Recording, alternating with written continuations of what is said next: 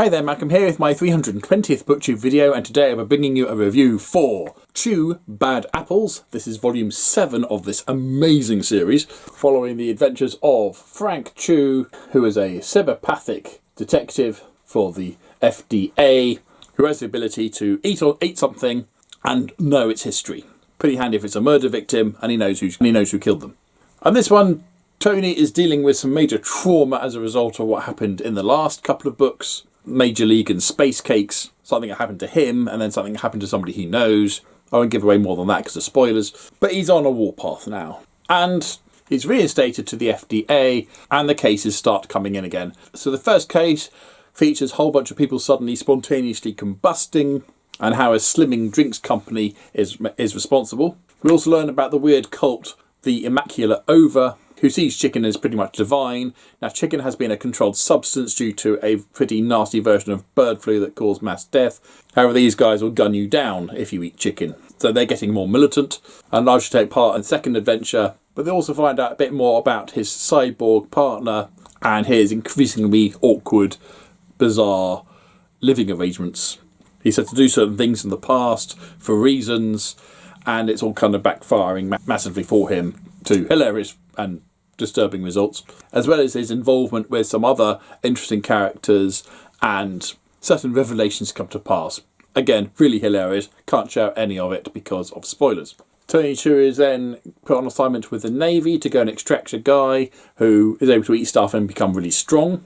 And while on that mission, he gains some new revelations as well, particularly regarding the recurring baddie, a self-styled vampire whose food ability is he can eat someone else and gain their food abilities. And so we get a little bit closer to what's going on with that and what his final agenda is.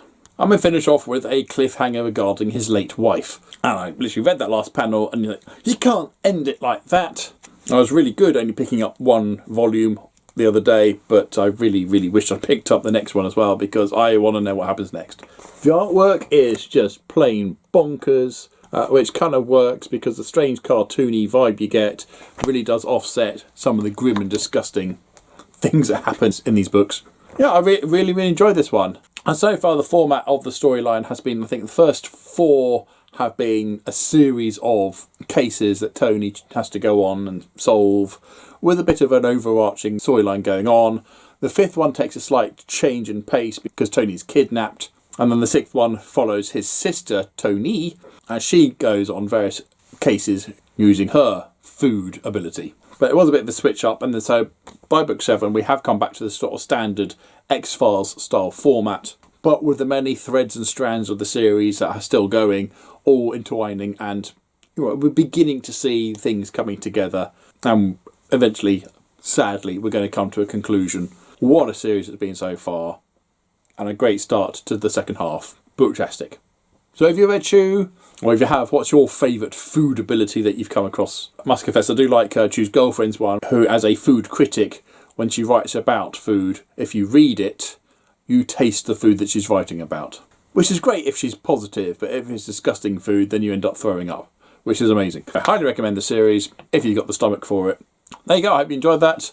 Feel free to comment down below, but as usual, if there's nothing nice to say, then please keep it yourself. Thank you. Don't forget to like, subscribe, and other YouTube things if you want. And until next time, see you later.